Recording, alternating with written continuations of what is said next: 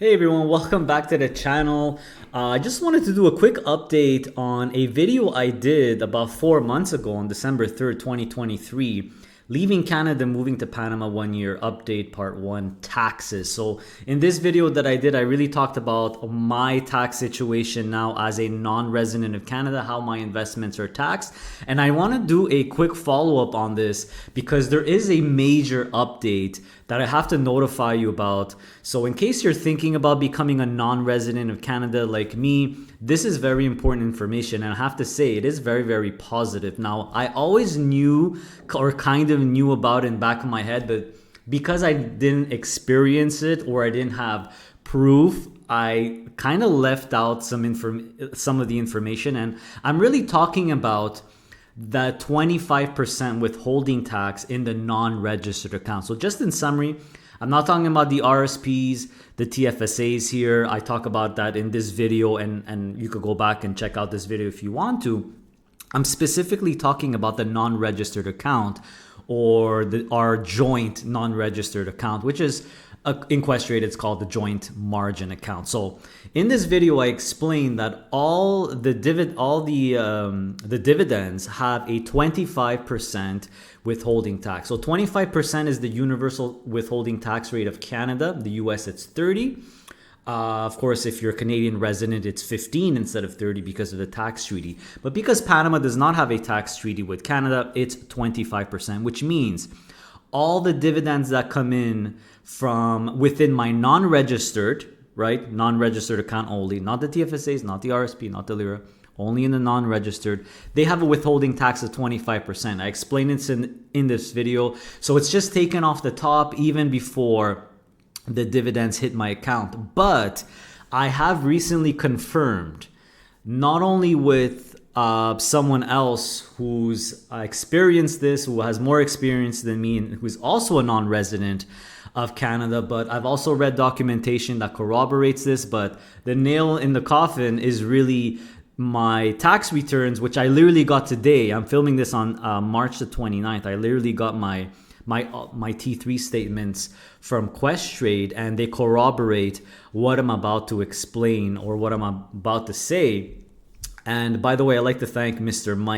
Michael for helping me out with this. We've been chatting back and forth with Messenger, so I'd like to dedicate the video to him. I promised I would, but I'll keep him, no, I won't say his last name, keep it anonymous or whatever, anonymous. So so basically the 25% withholding tax is just a general withholding tax on the whole dividend, but some of the dividend, it's going to be, some of it could be eligible, Canadian eligible dividend. Some of it's going to be capital gain. Some of it's going to be ROC. Some of it could be interest or foreign income, right? So they just tax, the broker, Questrade, just taxes or takes the dividend off 25% right off the top. But here's the key. As a non-resident of Canada, you don't pay taxes on the ROC income and the capital gains income of that distribution. So although they keep 25%, the broker, Questrade, at the end of the year, and I heard it's every May they do this, they will refund you the portion of that, part of that 25% is going to be refunded, the portion that is ROC or capital gains, which is a humongous big deal, because if you're doing PII and covered calls, a lot of the income is going to be capital gains and ROC, because that is what covered call premiums are. So this is fantastic news. So it basically means that a lot of that 25% withholding tax that I pay every month, I'm going to get it refunded. So it's really, really, really good news. And I am expecting, now that I saw my T3s, approximately an $8,000 refund sometime in May. So this is fantastic news. So what I've done, I'm just gonna pull up my portfolio here. I'm just gonna take off my face so you can make sure you could see everything. So what I've done is I added a new column here, my portfolio template, and you will see this in the next portfolio unveil. So and like I explained in my recent portfolio management video, if you unhide all the columns, I actually track what are my total number of shares, but which shares are specifically in the TFSA, which ones are the non-registered. And then I have a column called the monthly 25% withholding tax, which basically tells me what is going to be my withholding tax on the shares in my non-registered account. So you have that here, and of course the total is here. So basically, out of my monthly income right now, by about $98.48, I pay a total every month of $1,800, a little over $1,800 of 25% withholding tax, which is basically this column here, all of these, and you could see the breakdown for each fund. Now, of course, this only applies to the shares in the non-registered. That's why you see, like, for example, ENCL, I have zero share. It's all in the TFSA, so there's nothing, right? So what I've done is I've basically did another column here called expected refund. And my premise behind this is I went and looked for each of the funds, how much of the income or the distribution is ROC and capital gains. It turns out it's most of it. And what is my expected refund for each? So before I go through this, I just want to, there is an exception to this rule. So I basically what I'm saying is the premise of this video is all this from the 25% tax that I'm paying, anything that's ROC and capital gains is refunded to me in May. But there is an exception. There's two exceptions. Unless one, the fund has to do with real estate. So unfortunately, RS is exempt from this. Very unfortunate, because I'm paying $212 a month of withholding taxes. So I will not get any of it back because it's considered real estate. Don't ask me why. I don't know the reason. It should be fairly obvious. It's just how it is. So the only exception number one, is if it's real estate, this doesn't apply, or getting the ROC and capital gains back does not apply. Or two, if it's resources. So something like ENCL, it will also not apply. But luckily for me, all my NCL is in the TFSA, so I have no issues with that. But the worst thing for me is really the RS, because it's all real estate. So I'm scheduled not to get any of the 212 back. And another one also that's very unfortunate is FTN, or anything that gives Canadian eligible dividends. So the Quadravest split funds, they give out all eligible dividends for some reason. So I won't be getting also any of the FTN withholding taxes back. So that's why there's basically zero expected refund, zero for RS, and zero for FTN. So I just wanted to explain that first, because those are the two exceptions to the rule. So what I've done is, because all the tax information is out now for 2023, I've gone back and looked at the breakdown and tried to figure out approximately how much of the dividends is classified as ROC and capital gains. And it turns out it's most of them for most funds, because as we know, covered calls is capital gains or ROC. So I'll get to HYLD in a second, because there's a little exception for that one. So I just want to show you an example of what the heck I'm talking about. So for HDIF, my expected refund is $195 out of the 222, about 88%. The calculation is basically this number times the approximate percentage, how much is going to be ROC and capital gains, right? So I have 0.88, which is 88%. So I just found it in the HDIF, the harvest breakdown. This is for 2023. I'll just show you what I'm talking about here.